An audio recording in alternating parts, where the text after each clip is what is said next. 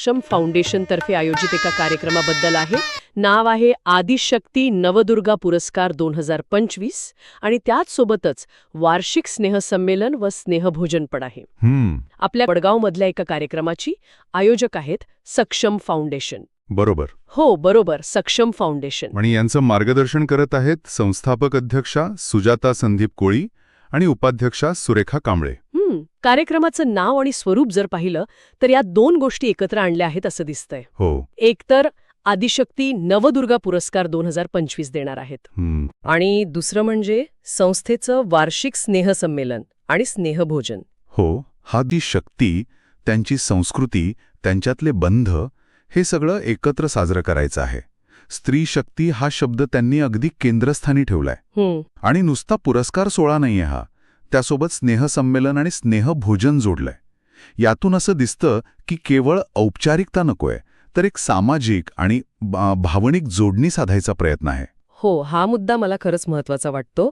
म्हणजे बघा, नुसता पुरस्कार देऊन कर्तृत्वाचा सन्मान करणं हे तर ठीक आहे, पण त्यापुढे जाऊन त्यासोबत स्नेहसंमेलन आणि स्नेहभोजन जोडल्यामुळे कार्यक्रमाला एक वेगळंच, म्हणजे जास्त लोकांना सामावून घेणारं स्वरूप येतंय. अगदी. असं म्हणू, कौटुंबिक किंवा सामुदायिक कार्यक्रमाचं रूप द्यायचा प्रयत्न दिसतोय. यामुळे काय होतं की संस्थेशी जोडलेले सगळे लोक, सदस्य असतील, हितचिंतक असतील किंवा पुरस्कार विजेते स्वतः, यांना एकत्र यायला मिळतं. विचारांची देवाणघेवाण होते. हे संस्थेच्या अंतर्गत संबंधांसाठी आणि एकूणच वातावरणासाठी चांगलं आहे. आणि या कार्यक्रमातला जो मुख्य भाग आहे, आदिशक्ती नवदुर्गा पुरस्कार 2025, या नावातच एक खास गोष्ट आहे असं वाटतंय. आहेच. नवदुर्गा म्हटलं की थेट आपली संस्कृती आणि स्त्री शक्ती डोळ्यासमोर येते. 2025 साठी हे नाव निवडण्यामागे काय विचार असेल? म्हणजे परंपरा आणि आजच्या स्त्रीचं कर्तृत्व यांची सांगड घालायचा प्रयत्न आहे का? हो, हा मुद्दा खूप इंटरेस्टिंग आहे. नवदुर्गा म्हणजे काय? देवीची 9 रूपं. बरोबर. शक्ती, संरक्षण, वेगवेगळे गुण यांचं प्रतीक आहेत ती रूपं. तर या पारंपरिक संकल्पनेला आजच्या काळातल्या प्रेरणादायी महिलांच्या कामाशी जोडणं हा निश्चितच एक विचारपूर्वक केलेला प्रयत्न वाटतो. अच्छा. यातून असं सूचित होतं की आजच्या काळातही स्त्रिया त्याच शक्तीचं, त्याच विविधतेचं प्रतिनिधित्व करतात. फक्त त्यांचे संदर्भ, त्यांची कार्यक्षेत्र बदलली आहेत. हा केवळ सत्कार नाही, तर स्त्रीमधल्या मूळ शक्तीचा, म्हणजे आदिशक्तीचा गौरव आहे. आणि हे पुरस्कार नक्की कोणाला दिले जाणार आहेत? जाहिरातीत काही सांगितलंय? हो, स्पष्ट म्हटलंय की हे पुरस्कार प्रेरणादायी महिलांना दिले जाणार आहेत. ओके, प्रेरणादायी महिला. याचा अर्थ सरळ आहे की ज्या महिलांनी आपापल्या क्षेत्रात काहीतरी विशेष काम केलंय, इतरांसाठी त्या आदर्श ठरल्या आहेत, अशा महिलांना शोधून त्यांना सन्मानित केलं जाईल. निवड प्रक्रिया कशी असेल ते नाही दिलंय म्हणा. नाही, ते नाही दिलंय, पण उद्देश स्पष्ट आहे: कर्तृत्ववान आणि प्रेरणादायी स्त्रियांचा गौरव. आता या पुरस्कार प्रदान सोहळ्यासाठी जे पाहुणे येणार आहेत त्यांची नावं पण दिली आहेत. हो. डॉक्टर अजित देसाई आणि एकनाथ पाटील यांच्या उपस्थितीमुळे कार्यक्रमाला नक्कीच एक वेगळं महत्त्व मिळत असेल. हो, नक्कीच. डॉक्टर देसाईंबद्दल तर लिहिलंय की ते कोल्हापूरचे आहेत. ग्राहक आणि पोलीस संघटनांमध्ये त्यांचं महत्त्वाचं स्थान आहे आणि त्यांना आंतरराष्ट्रीय अनुभव पण आहे. सक्षमीकरणाचे यशस्वी प्रयोग पार्श्वभूमी खरंच याबद्दल माहिती असू शकते, जी ते कदाचित आपल्या भाषणातून मांडू शकतील.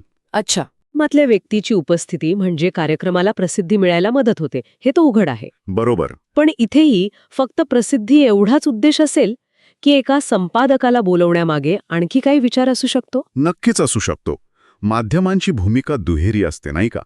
एक तर माहिती पोचवणं आणि दुसरं म्हणजे जनमत तयार करणं. एका संपादकाची उपस्थिती हे दाखवते की आयोजकांना वाटते की या कार्यक्रमाची आणि त्यातून पुढे येणाऱ्या महिलांच्या कथांची दखल घेतली जावी मोठ्या प्रमाणावर. संपादक काय करतात?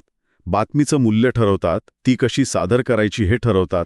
त्यामुळे त्यांची उपस्थिती फक्त प्रसिद्धीपुरती नाही, तर या महिलांच्या कामाला योग्य प्रसिद्धी मिळवून देण्यासाठी आणि त्यातून इतरांना प्रेरणा देण्यासाठी महत्त्वाची ठरू शकते. म्हणजे स्त्री शक्तीच्या सकारात्मक कथा समाजापर्यंत पोहोचवण्याचं एक माध्यम म्हणून याकडे पाहता येईल.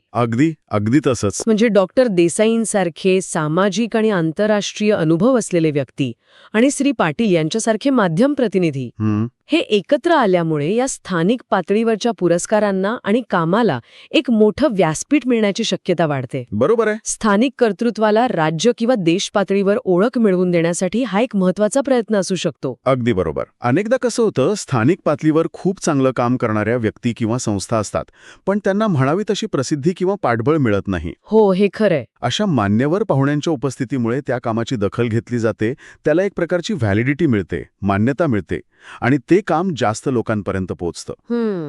हे फक्त पुरस्कार विजेत्यांसाठीच नाही, तर सक्षम फाउंडेशनसारख्या आयोजक संस्थेसाठी पण महत्वाचं आहे. आता पुन्हा एकदा कार्यक्रमाच्या स्वरूपाकडे येऊया. पुरस्कार सोहळ्यासोबत वार्षिक स्नेहसंमेलन आणि स्नेहभोजन. हो, आपण आधी म्हटलं तसं हे एकत्र येण्यावर भर देत आहे.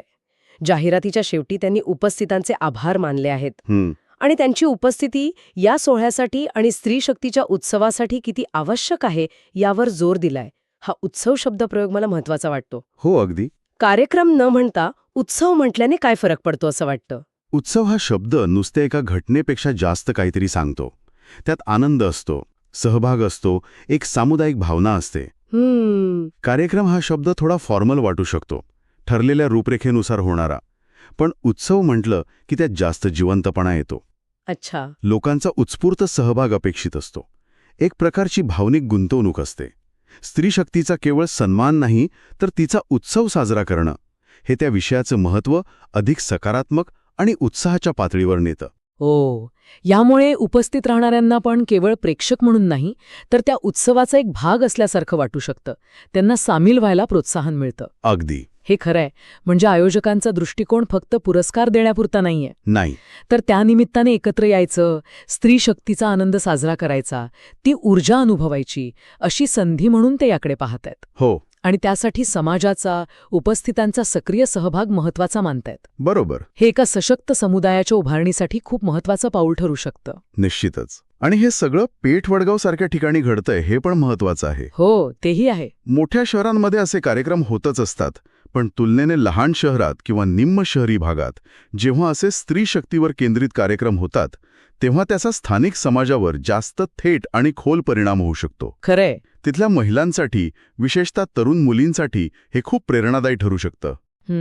त्यांना स्वतःच्या क्षमतांची जाणीव होते आणि स्थानिक पातळीवरच नेतृत्वाचे आदर्श तयार होतात. म्हणजे याचे परिणाम फक्त त्या दिवसापुरते नसतील? नाही, अजिबात नाही. स्थानिक महिलांच्या भूमिकांवर किंवा त्यांच्या संधींवर याचा दीर्घकालीन सकारात्मक परिणाम होऊ शकतो असं म्हणता येईल का? हो, नक्कीच म्हणता येईल. असे कार्यक्रम फक्त सत्कार मूर्तींनाच नाही, तर संपूर्ण समाजाला एक संदेश देतात.